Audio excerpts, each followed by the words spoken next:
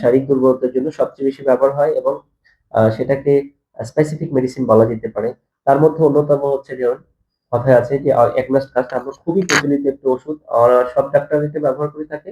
তো অ্যাগনাস কাস্টের একটা কথা আছে, সিঙ্গেল কথা, যে যার যার কি নাই আকাঙ্ক্ষাও নাই, সামর্থ্যও নাই।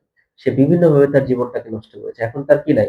কোন আকাঙ্ক্ষাও নাই, কোন সামর্থ্যও নাই। এই একটা রোগীকে যদি অ্যাগনাস্টাস নিয়মিত খাওয়ানো যায়, আ ১ম এ মাদার থেকে শুরু করা যেতে পারে। এরপর আস্তে, আস্তে পারপোটেন্সি অবশ্যই একজন চিকিৎসকের পরামর্শ নিয়ে আপনাকে এটা সেবন করতে হবে। তো অ্যাগনাস্টাসটা একটা ভালো মেডিসিন। আ যদি আপনি আপনার লক্ষণ একটা মৌলিক লক্ষণের কথা বলা হলো যে তার আকাঙ্ক্ষাও নাই, তার সামর্থ্যও নাই। এই ২ টাই। মানে তার আগ্রহ নাই, সামর্থ্যও নাই। কোন কিছুই নাই। সেক্সুয়াল ব্যাপারটা তার এখন ভালো লাগে না। তার বিভিন্নভাবে এটা নষ্ট করেছে এরকম কন্ডিশনে। আরেকটা কথা আছে, এক কথার একটা মেডিসিন আছে যে তার প্রচুর আকাঙ্ক্ষা কিন্তু সামর্থ্য নাই। এই কথাটার ভিত্তিতে একটা মেডিসিন হয় তার নাম হচ্ছে ক্যালিডিয়াম। খুবই চমৎকার কাজ করে থাকে। এটাও আমরা শুরু করব মাদার থেকে। যেকোনো বয়সের রোগী যেকোনো ওষুধের পাশাপাশি কিন্তু এই ওষুধ খেতে পারেন। তো